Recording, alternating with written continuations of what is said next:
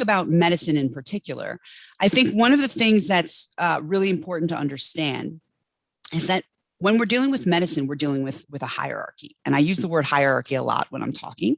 And I think, medicine, you are rightly so. You're learning in a very strict way, right? There's a structure to the way in which you're learning, where you're being taught to follow rules and you're being taught to follow your superiors. And that's great. And that's important in certain times, but certain times you might find yourself thinking, you know what, that doesn't really seem right. And as I've said in other lectures in the workshop that we did on Friday, there's a difference between what is ethical and what is legal sometimes. So really the idea behind moral courage is having this moral ethos that comes from within, where you know what is right and what is wrong. And if someone, even if it's a superior, is telling you to do something, right, is telling you, this is the road that you're supposed to be following, right, because you have these kind of these characteristics: honesty, selflessness, altruism, humility, that will lead you to this moral behavior. Right. And so that's kind of what we're looking towards. And that's what we're looking to develop, because ultimately, that's not really something that we can sit and we can teach you in the same way that we can teach you anatomy. So it's something that has to be developed, and it's a skill, I would say, much like an athletic skill that you have to practice. Right. So it's something that kind of you need to develop and you need to practice, but you need to have some type of a foundation. So what this workshop or what this presentation is really aiming to do is to give you that foundation so you understand what moral courage is, why it's important. Okay, so for me, and anyone who knows kind of where my history comes from, I have a doctorate in medical humanities. So I feel very strongly that medicine has to pull from all of the different humanities. Medicine is a much stronger profession if it is not looked at simply as science, but if it is looked at as an art form. And so a lot of bioethics in particular comes back, if you look at kind of the origin story, if you look at this, when I talk about medicine having, there's great power within medicine, but also what comes with that is great responsibility. Yeah, I'm absolutely stealing that quote from Spider-Man. I'm not ashamed to say that. And in much the same way, when you look at this, really, what's the origin story, right? If it were like some Marvel, movie that's going to make $80 billion internationally, this is the origin story, right? Bioethics emerged out of the ashes of the Holocaust. It was born in reaction to moral wrongs. So the most egregious example that we can give of where things went wrong, of where medicine really was so, as I said, egregiously wrong in terms of just not paying any attention to what we would consider to be basic moral values and moral courage. Really, there is no greater example of that than the Holocaust. The Holocaust is the only example of medically sanctioned genocide, where science and medicine played an active role in the labeling, participation, and eventual mass murder of people who really did nothing other than be considered unfit. And again, based on the justification of science and medicine. That's a much longer keynote, but basically, this represents one of the darkest periods, not only in the history of medicine, but in the history of humankind. So when this comes to light, when the examples of what happened during the Holocaust, those who took an oath to heal, when it comes to light, exactly what happened, this becomes the cautionary tale of what not to do. Don't be like them, right? Don't be like them. Don't do what they did. We have to make sure that we do not repeat the mistakes of the past, right? So that becomes really the defining feature of modern bioethics, and understandably so, right? Because we have to do something, right? We have to do something. We saw during the Holocaust, the idea of human dignity the idea of respecting each individual for their own self-worth, for their own inherent dignity, was completely ignored. We see blatant violations of human dignity, human rights. And really, when we see that, we are as a nation, from an international perspective, we are so moved to do something that we see not only bioethics, but international human rights law. They both emerge out of the Holocaust because there is just this need to do something. And if you look, that's where the Universal Declaration of Human Rights comes from. All of this comes after the Holocaust because we really feel internationally that we need to do something, right? And that's really important. However, it's all born of the idea of something went wrong and we have to make sure we don't repeat that. We have to make sure our history never repeats itself. But there's another side that doesn't get spoken about so often. And that's the idea that even in the darkest times, there are still people that we can look to emulate, right? So I always tell my children there's two different kinds of role models. There are the types of people that you want to emulate, and there are types of people that you don't want to emulate. So we spent a lot of time after the Holocaust, obviously saying we don't want to be like these people. But we didn't focus as much on finding the people that these stories of physicians that remain dedicated to healing and saving lives in any way possible. The ones that prove that ethics, virtues, values, and hope can still prevail. We didn't spend as much time focused on those. So we really kind of have this skewed version, I would say, of this negative bioethics, right? What not to do. So the tales of these physicians who risk their lives to save others can inspire a positive view of medicine and bioethics, in which the power of the profession is harnessed for good. And sometimes it's helpful to focus on that because otherwise it's just a lot of me sitting here telling you negative, negative, negative, don't do this, don't do this, don't do this. But not a lot of me telling you, hey, here's some positive examples. And here are people that you can try to be like, or here are things that you can do that will help you in your journey. So we don't start there though. So here is a famous picture of the defendant's doc and members of the defense counsel during the doctor's trial.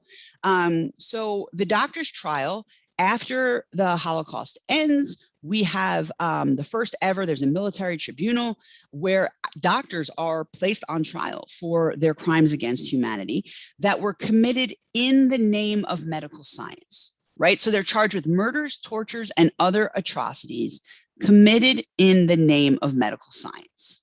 So that's why for the first time ever, we see these healthcare professionals, right? Again, who took an oath to first do no harm, being placed on trial because it's such an egregious abuse of this power and privilege given to the medical profession.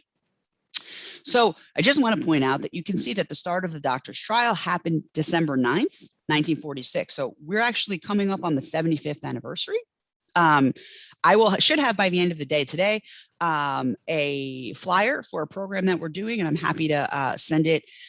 Probably I'll send it to Dr. Russell and Dr. Shiv, and maybe we can circulate it to all of you for a program that we're doing that actually goes more in depth on this very topic. If you're interested in learning more, we'd love to have you.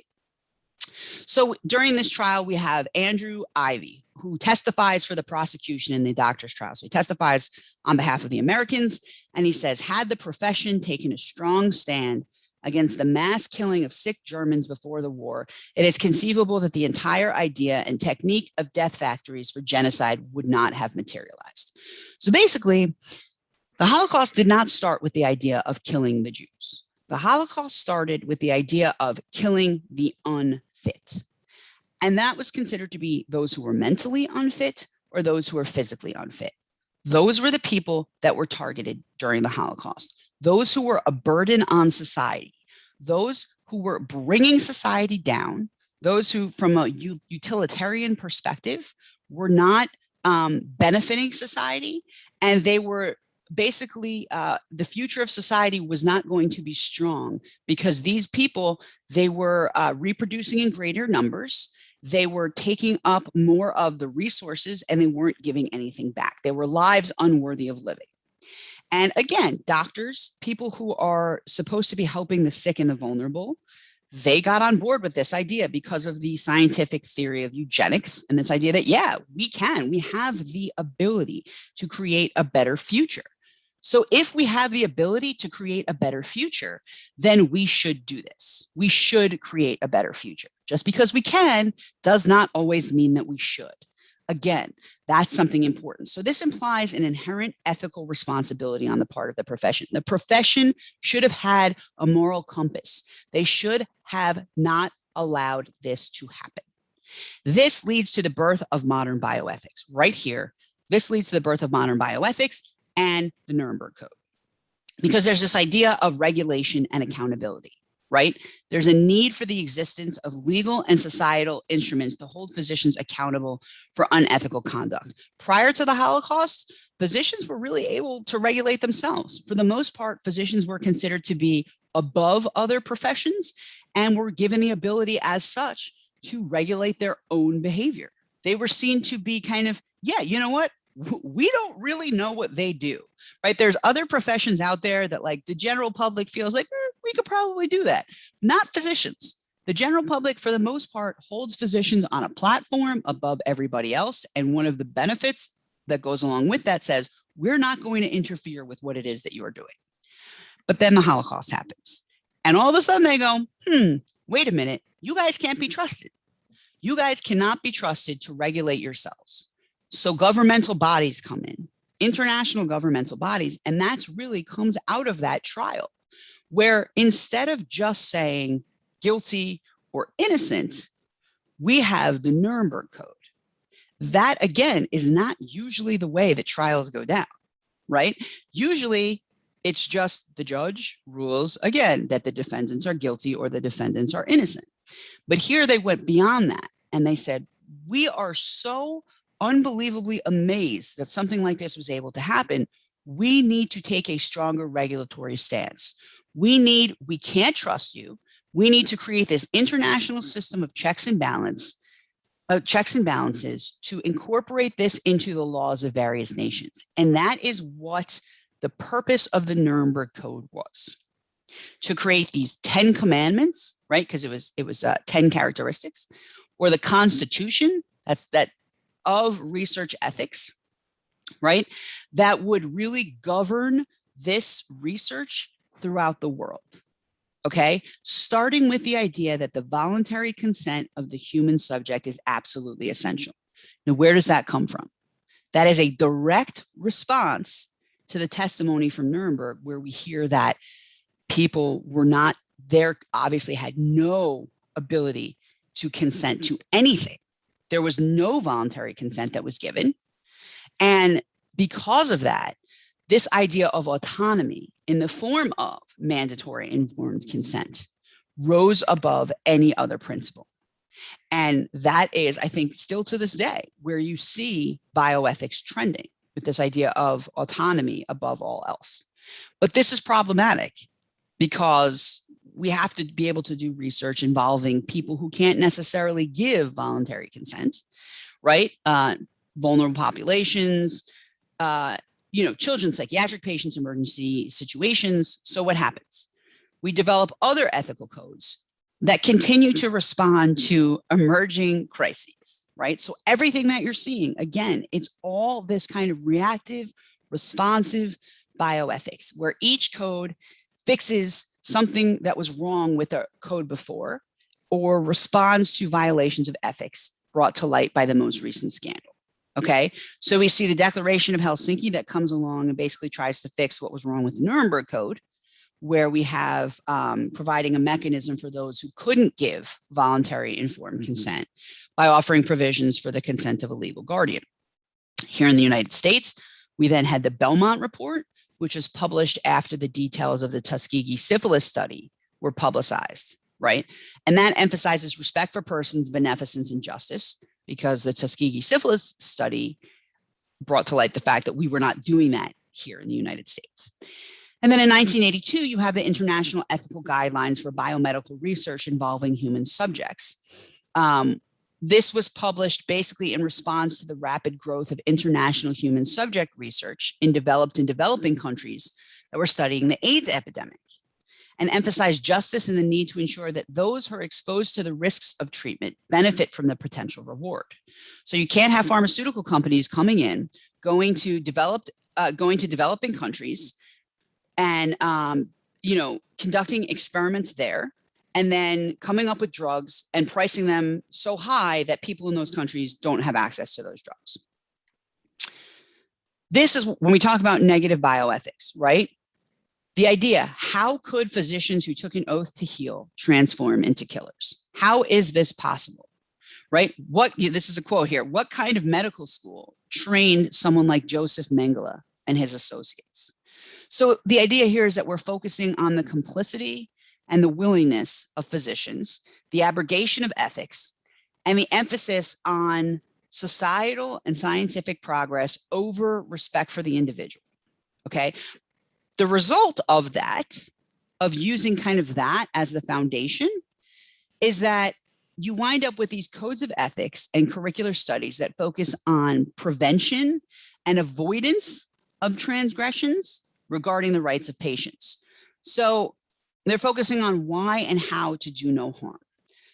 The Holocaust became the major warning of what not to do and how not to behave.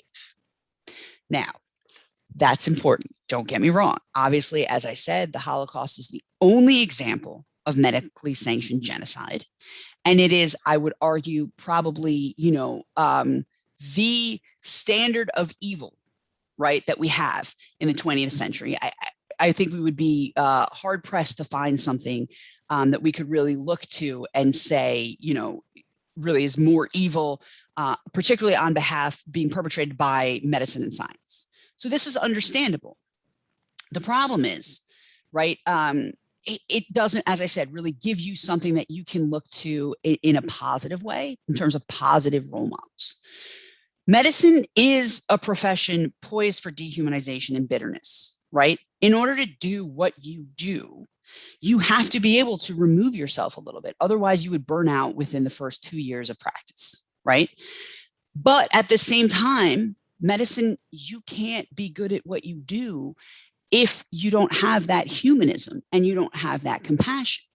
So the idea here of like clinical detachment or detached concern, right? We're showing empathy and caring, but not so much that you burn out emotionally.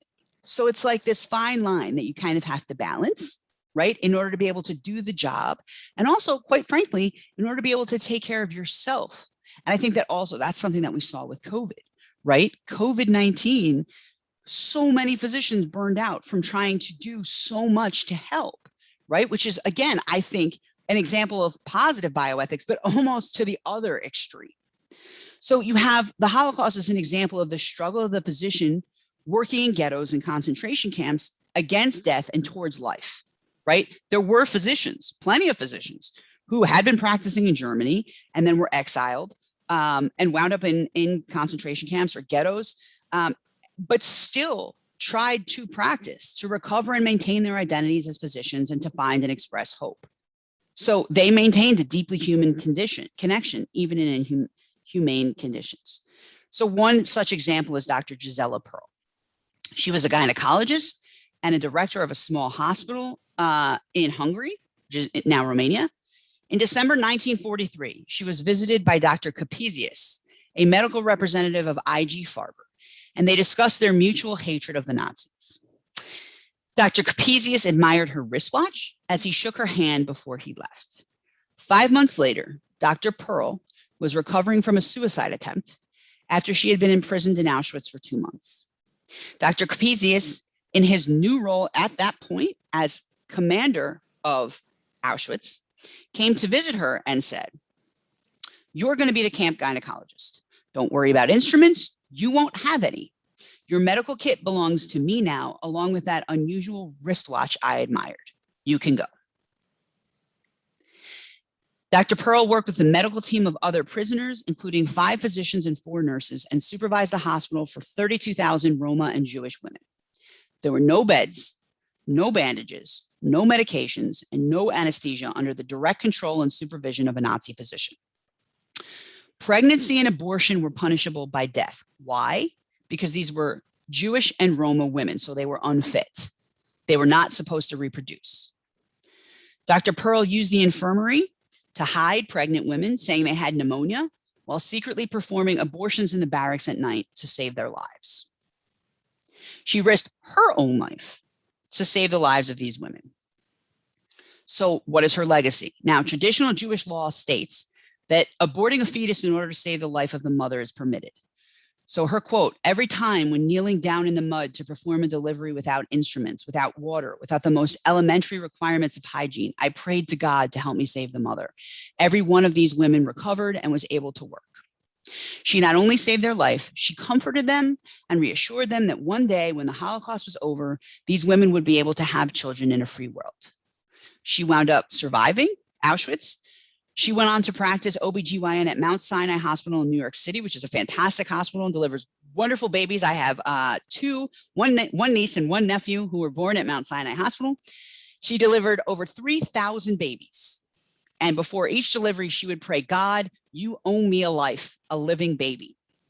She epitomizes moral courage in the face of obstacles, active resistance to oppression and injustice, and the absolute necessity of putting the well-being of the patient first, despite the strict hierarchy of medicine that we spoke about before. So there's a difference here between what is ethical and what is legal. What she did in the situation in which she did it was considered to be illegal. But she knew that that didn't matter because it wasn't ethical. So for her, that's the importance of conscientious objection, right? And we can learn a lot from studying Gisela Pearl. And there were other doctors like that. We don't have time to go into, more examples, but there were other doctors like that. And looking at those doctors and finding those role models can be very beneficial in terms of figuring out what type of doctor you want to be. So a post-Holocaust bioethics, what does that look like? Perhaps a shift from negative bioethics to positive bioethics, not just talking about what not to do, but talking about what to do, what we want to be, who we want to be, what kind of role models we want to be for the next generation.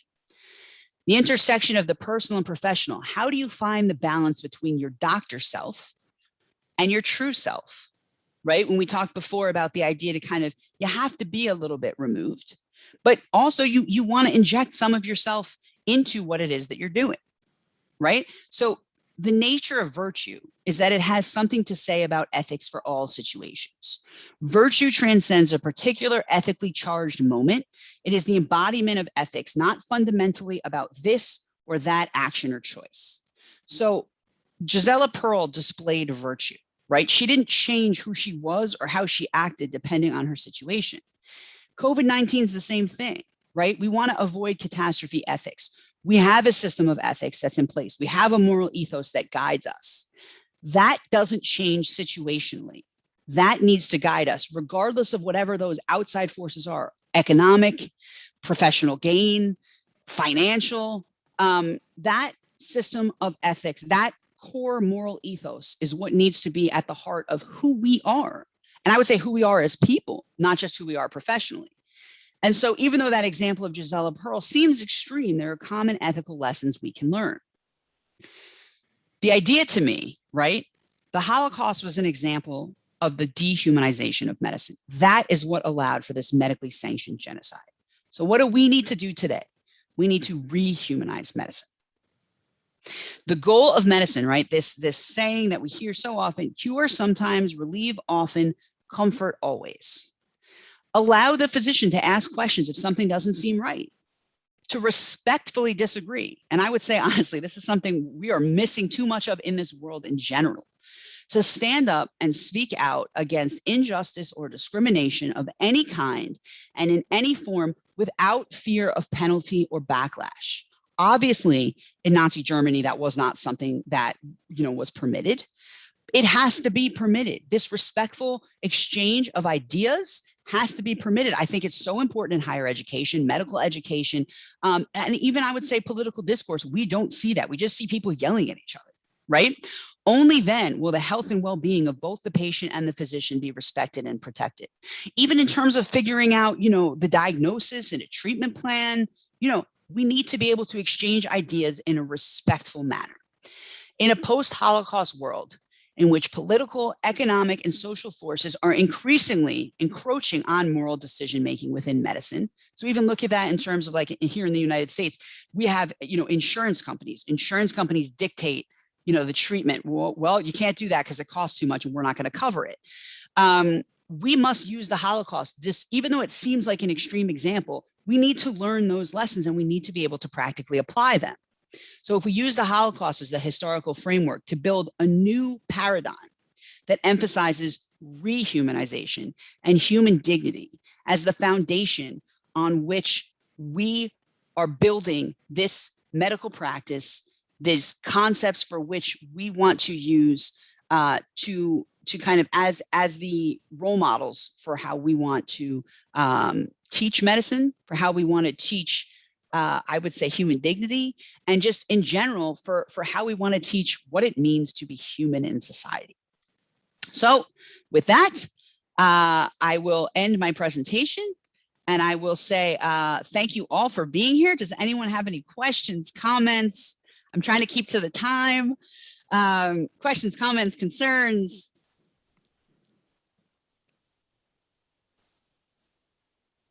I know someone does. Yes, Vedant, go ahead.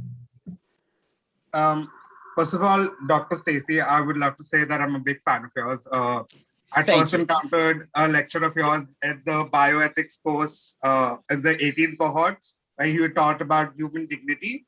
And that lecture absolutely blew my mind and helped me understand human rights better now than ever before. Thank you so much. I really appreciate that. Thank you. I thought this was an amazing lecture. And I think personally, I connect this past 1 year working during the pandemic as an intern in the hospital. I think definitely I got burnt out quite a bit. And I think there was no role model for me what to display, what kind of empathy to display towards patients, because we often taught what not to do, but nobody teaches us what to do. So I think this movement that you're leading of positive bioethics, I think it is something that will leave a long-lasting impact on medical education and medical students to come. I think it will change my way of outlook of how I would like to practice medicine now and in the future. This is really amazing. Thank you so much. Oh, thank you so much for the positive feedback. You make my whole day. I just put my email address in the chat. Please feel free to contact me. I will give you resources. I actually just wrote a chapter in a book that's coming out about the role of a physician and about how I think that it is important that we have positive role models and that we are able to, as I said, rehumanize medicine and not just, and I think it's really important again, for all of you, and particularly in, I would say, this time with COVID and with everybody kind of needing something, right? We owe you these resources because this is not going away. This burnout, what you're experiencing, is not going away. So if I'm able to provide at least a little bit of positive reinforcement for you, then that's excellent. And thank you so much for that, because that makes me feel fantastic. Vedant, let me tell you. I have been following Stacey ma'am since past 2 to 3 years, I guess. She's been awesome always. We are also working together on Lancet Student Advisory Commission. Whoever attends a lecture, whoever sits for a lecture becomes a fan of Stacey ma'am. That is what she's famous for. Holding a crowd, that's one of the main quality what Stacey ma'am is famous for. And her knowledge, she's a board of knowledge, no doubt. She's a board of knowledge. We'll be starting a fan club after this, just so you know. Yes. Shiv, I just love the way you tell a story, and with the story you teach us values. That's so great to learn something through that. And it's such a positive movement in medicine, and I think we need more of it. Thank you very much. I think Professor Stacey, this is honest feedback. And I mean, that's something really good. Ma'am, I'm creating a Slack. I'm creating group on Slack where I'll be adding people. We'll form a group one. Fantastic. That's wonderful. But I genuinely mean it. And Shubham he will back me up on this. contact me and I'm here for you. If there's anything that I can do to help, he will back me up on this. I mean it, right? Like, it's my responsibility, you know, to kind of bridge the gap in terms of providing the resources and being able to help. There's a concept in Judaism called Lador Vador, and it means from generation to generation, right? And so for me to be able to help the next generation and empower, educate, engage, and empower the next generation of leaders is so important. So please, I am not just saying this, I mean it. When I put my email address out there, I mean it. So please contact me and I will help in any way that I can. Thank you, Professor. Thank you. My pleasure. Shiv sir, we also have with us one more eminent speaker, Dr. Christine, ma'am. She's also joined the session. Ma'am, we are so glad to have you here for the session. Yes. Thanks for joining. Yes. Thank you so much, Dr. Gallen, for your time. My pleasure. It was a very, My pleasure. Thank you for having me. informative session. Thank you for having me. Thank you for being here. And thank you again for organizing such a you all did a wonderful job organizing this conference, and kudos to you for something that is not easy to do at all. And you've done a wonderful job in managing the time and everyone from all over the world. So excellent, excellent job. And it's an honor to be part of this. Thank you. Thank you, Professor. Thank you. Farhan, can you lead the session ahead? I'm sorry, can you please repeat that? We have the next session, right? Yes. Yeah, go ahead. Go ahead. Okay. So next up we have Dr. Kristen Jones Bonofiglio. She is a registered nurse with graduate degrees in public health and educational studies. She has expertise in healthcare ethics, moral distress experiences, mental health addiction, as well as innovative pedagogies. So she's also a PhD holder as well as a fellow of the American Medical Services, and we are very happy that you're here, ma'am. Thank you so much, Dr. Farhan. I appreciate your kind introduction, and welcome to all of you. Probably a good evening, a good afternoon. For me, it's a good morning. And I'm very lucky to follow Professor Stacey Gallen and really join you in riding the wave of positive energy from this conference, Ethos 2021. I'll just take a moment here to pull up my slides for you. All right, so let us begin. Post-pandemic heartbeat of resilience. Now, I'm bringing greetings from Canada, and in my country, it's the tradition to offer a land acknowledgement. So today I wish to acknowledge the original custodians of this land that I'm speaking from and pay respect to the elders, past, present, and future, for they hold the memories, the traditions, the culture, and the hope of Indigenous people. I recognize that right now I am on the traditional lands of the Fort William First Nation, signatory to the Robinson Superior Treaty of 1850. And I also acknowledge, and I'm grateful for, relationships with all Indigenous and Métis people who have a history in this territory. And from my understandings of the teaching of various Indigenous cultures in and around where I live here in Thunder Bay, it's important to start with this to ensure that we work together in a good way. So today I'd like to talk to you about 3 ideas. The first is to define resilience, and perhaps in a different way than you might understand it right now. I'd like to explore some dynamic meanings of resilience. And I'd also like to hopefully expand your understanding of resilience in the context of a post-pandemic future, one that we're all very much looking forward to, I'm sure. So why do we need resilience to be a healthcare provider? And Professor Gallen's given you some very solid reasons from a historical perspective. But now I'd like you to think about it from a personal perspective. Think about the work that you do in the context of your body and your mind. So the physical demands, the emotional and the mental demands that perhaps you face.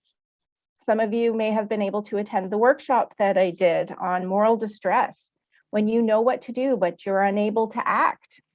Or perhaps you have to act in a way that goes against your conscience and the effects that that can have on you. We see in the literature vicarious or secondary trauma. So these are the effects that happen to a healthcare provider when we experience, because we're able to experience the pain and suffering of other people, we experience someone else's trauma in ways that affect us negatively and can impact on our own health and well-being. We see experiences of moral injury. So these are existential issues. This is sometimes even referred to as a soul wound, where healthcare providers feel like they lose their sense of what is good and just in the world. I'm sure you're familiar with the term of compassion fatigue, sometimes even called empathy fatigue, where an individual can really lose their ability to connect with other people because of the things that they've been through. And that's in the context of being a carer. So it's not that you weren't strong enough or that you were too weak to endure the good work that you were doing.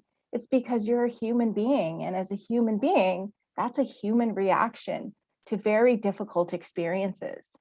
We see the term burnout, and we certainly hear a lot about that during the pandemic, recognizing that very often burnout is from external pressures that really impact an individual's ability to continue to function in their normal everyday life. And on the extreme end of the spectrum, we see impacts on individuals' mental health, sometimes even leading to diagnosable mental illness, the use and abuse of substances. And sometimes when individuals feel hopeless and helpless, they may even turn to suicide. So we recognize that practice realities can be very challenging for healthcare providers, both personally and professionally, and that very difficult and complex ethical issues in practice can haunt us months and even years after we experience them. Sometimes this concept is referred to as moral residue. And when we don't know what to do, or when we know what to do, but we can't act on it, when we are forced to go against our conscience, it impacts us in terms of our body and our mind. And these distressing experiences can take a toll on us as caring human beings. And the effects of stress, especially chronic stress, we know these are well documented in the academic literature, evidence-based. Chronic stress can impact us in widespread and devastating ways. So how can we be resilient? Well, let's think about what resilience even means. I want you to think about what it means to you. I turn to a very basic definition from the Oxford English Dictionary. And the dictionary says it's the capacity to recover quickly from difficulties. So let's consider this dynamic concept of resilience and see if we might come to a better understanding of what it is and how it applies to our own lives.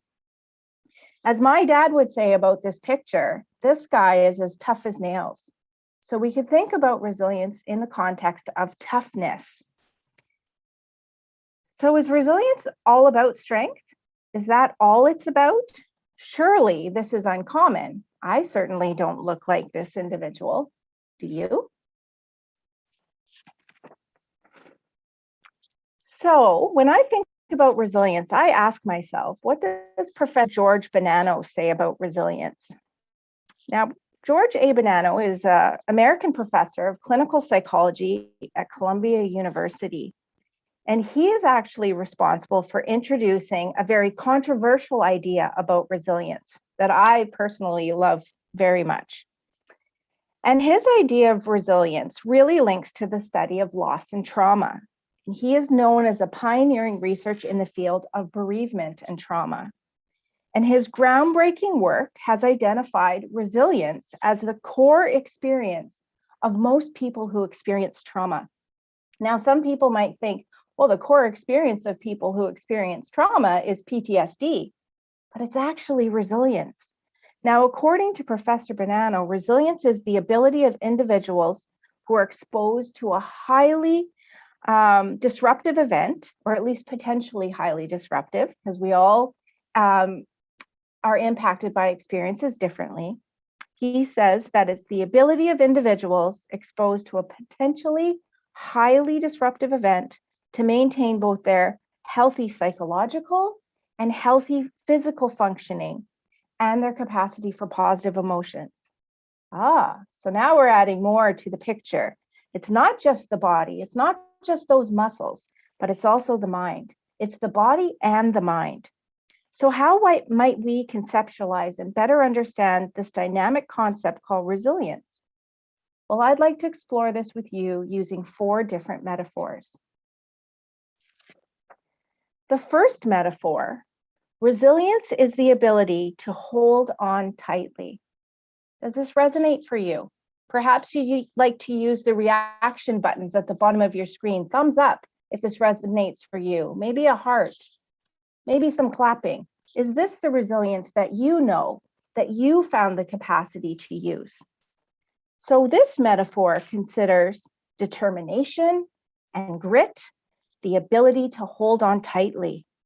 And here we picture someone, perhaps you, never letting go, never giving up, a sense of stick-to-itiveness, someone with gumption and resolve, onward and upward, linear progress.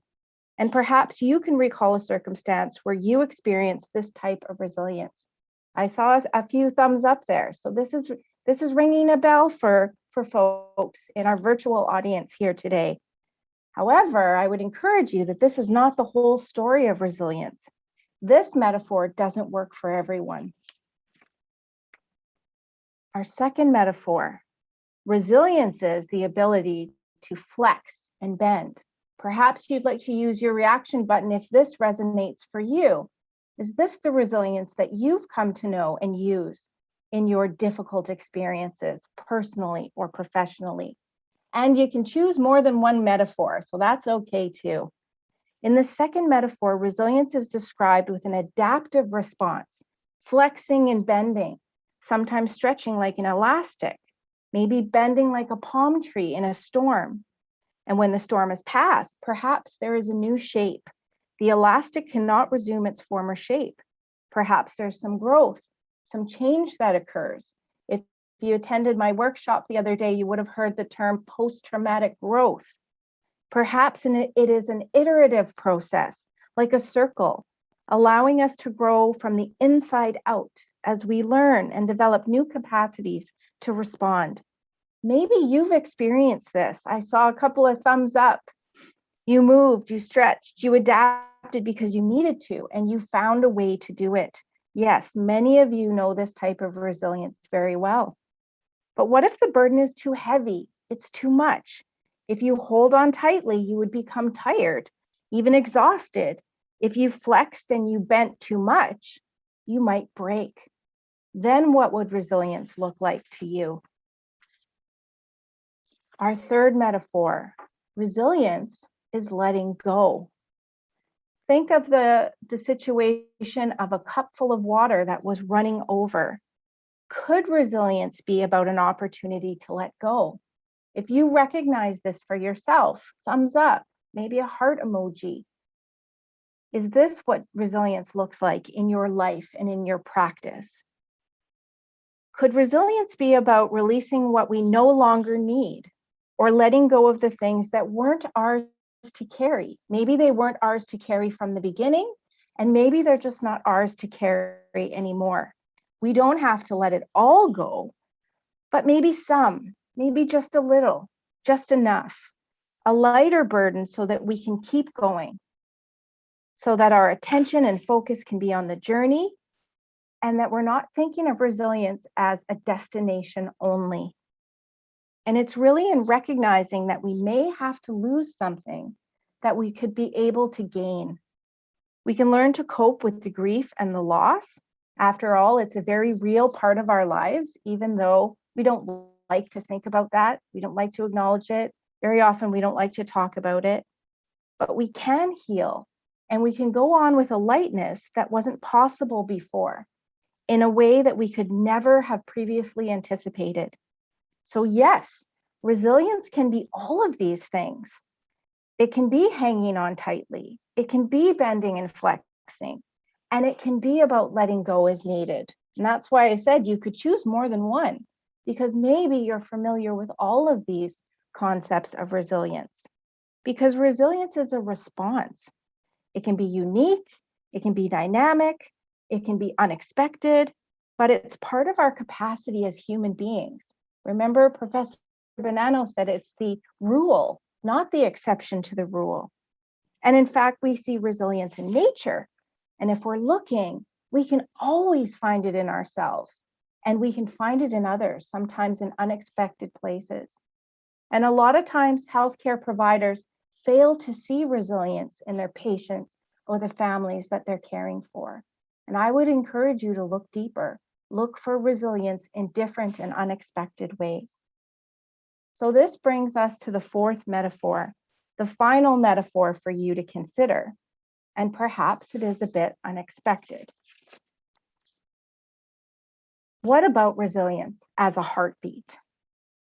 Like a drum, lub-dub, lub-dub, a responsive vibration, an intake and an output, pumping through the chambers, pulsing and swishing, tensing and relaxing, responding to the desire for more oxygen, slowing down to allow us to rest when we need it. An in-kind gift, always present until it is not. It is the first sound we hear and come to know as we grow in our mother's womb. Lub-dub, lub-dub, gives us a sense of comfort, peace. If it beats erratically and out of sync, we don't feel well. We might feel dizzy, off balance, short of breath. But if it beats as it should, we tend to not even notice its hard work, its adaptations, its maneuvers, its gift of life to us. So I would invite you to put your fingers to a pulse point on your body, maybe your wrist, maybe at your neck, to feel the pulse of your own heartbeat. Take a moment.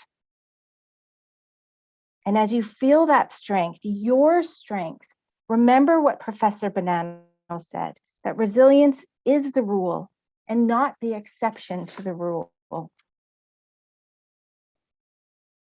Resilience is physical and it's mental. It is possible to hold tight, to bend and flex, or to let go, depending on what life brings you. And you will need all the resilience that you can bring to your work as a healthcare provider and as a compassionate human being doing the work of caring, the very important privileged work of caring. Because the world needs you, that authentic self that Professor Gallen talked about, and the potential that only you can bring to really care for and about patients, families, and communities. And so I wish to end this keynote address with a gift of a poem for you, written by a dear friend and colleague, and of course used with her permission. And she sent me this poem one evening, and I felt that it was good medicine. So I thought I would share some good medicine with you. And it is titled, Be Kind. Be kind, says my eyes. I have seen too much today. Be kind, says my ears. I have heard a body cry with pain. Be kind, says my mind. It echoes with unresolved realities. Be kind, says my bones. I have held you up today. Be kind, says my heart. You have caused me to skip a beat. Be kind, says my soul, for I give you peace. Thank you. Thank you so much, Dr. Kristen, for such an amazing seminar. We are so humbled that you are here with us and for your valuable time. Thank you so much. Thank you. Wishing you all the best. Thank you.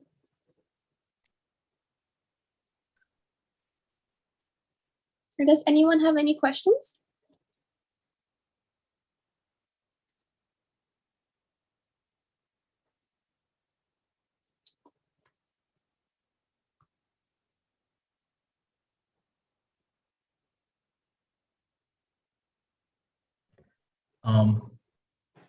Is it fine if I ask a question?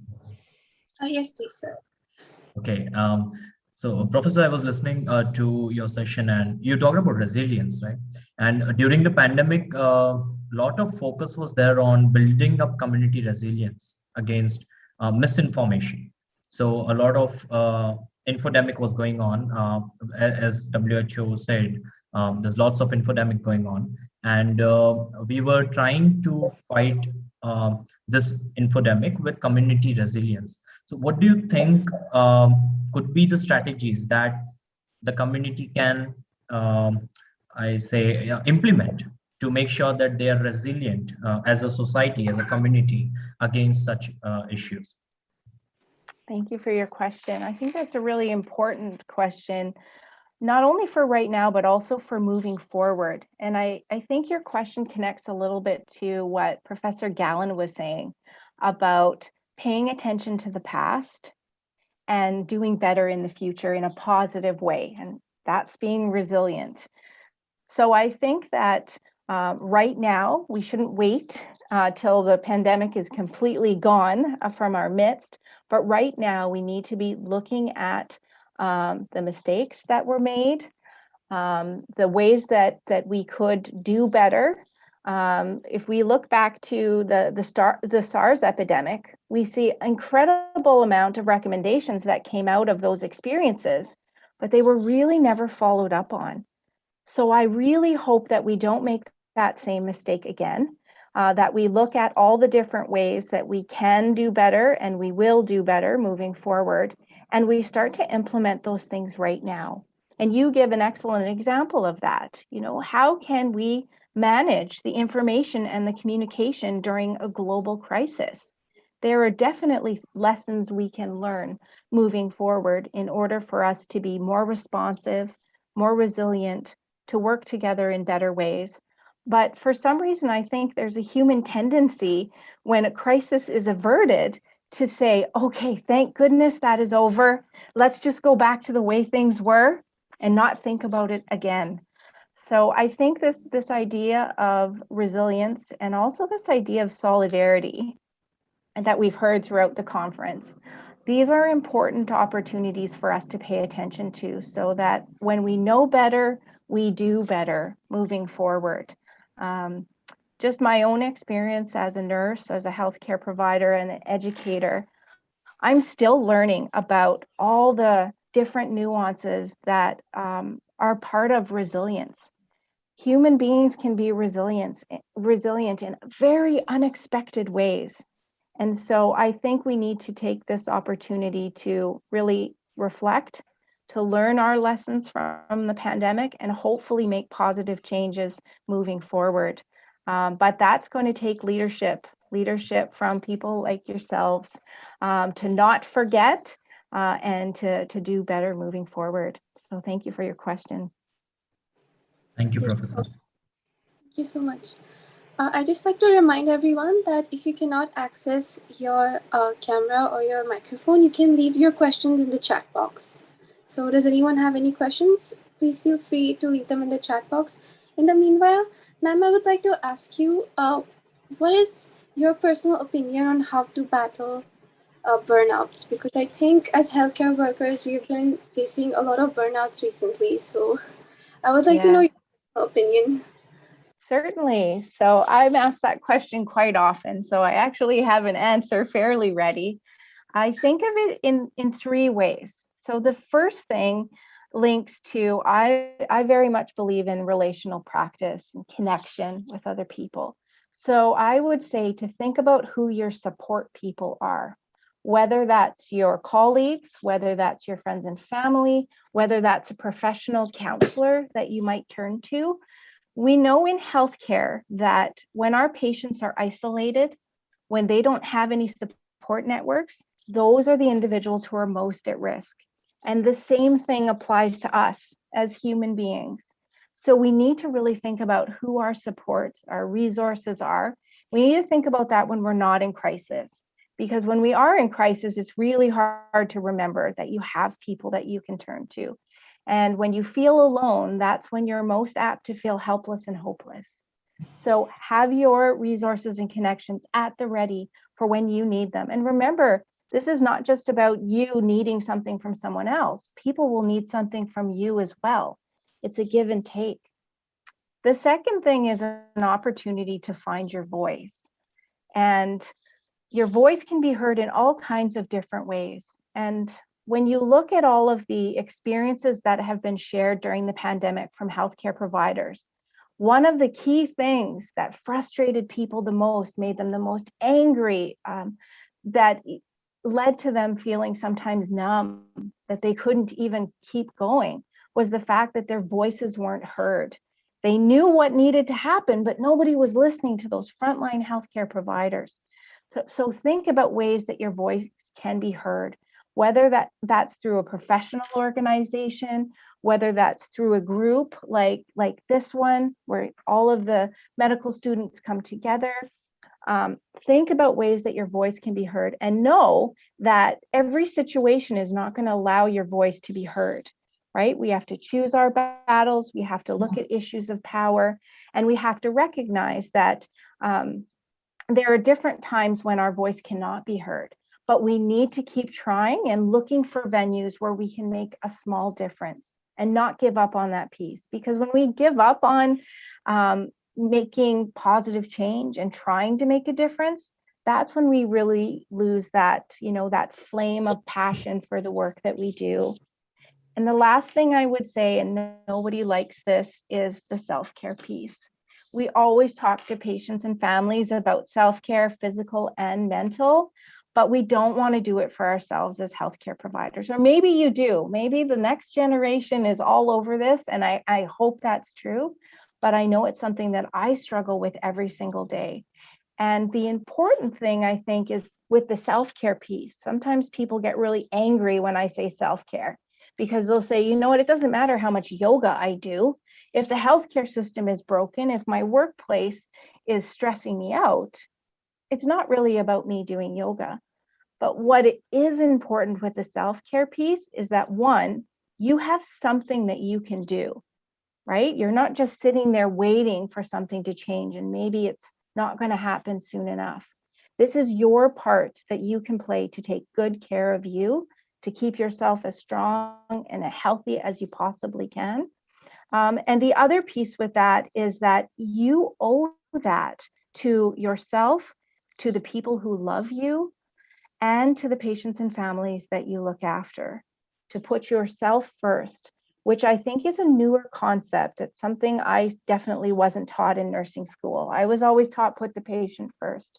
But I think that the times are changing now, where we're recognizing that healthcare providers do need their breaks.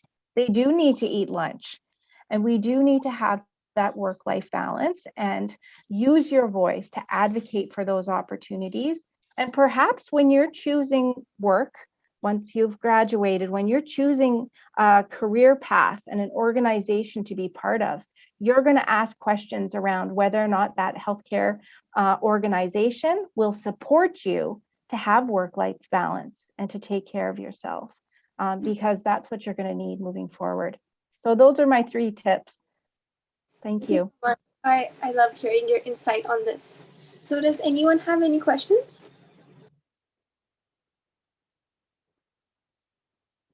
Yeah. So I guess that concludes our session.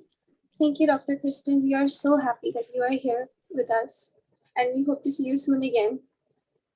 It was wonderful. Thank you so much for spreading so much positivity today. Thank you. Thank you. Bye-bye. Bye. Thank you, Professor, for joining in. Thank you, Farhana, for coordinating the session. Thank you. It was a wonderful session today. Thank you. Yeah. Thank you All for the opportunity. right. Thank you. Yeah. So I think we can call it a night. Yes. All right. Piyush, I request you to close the session. Thank you. Thank you, all the delegates. We'll begin at 9 a.m. tomorrow. Thank you. Right. You. All right. Okay. Thank Bye. you, everyone.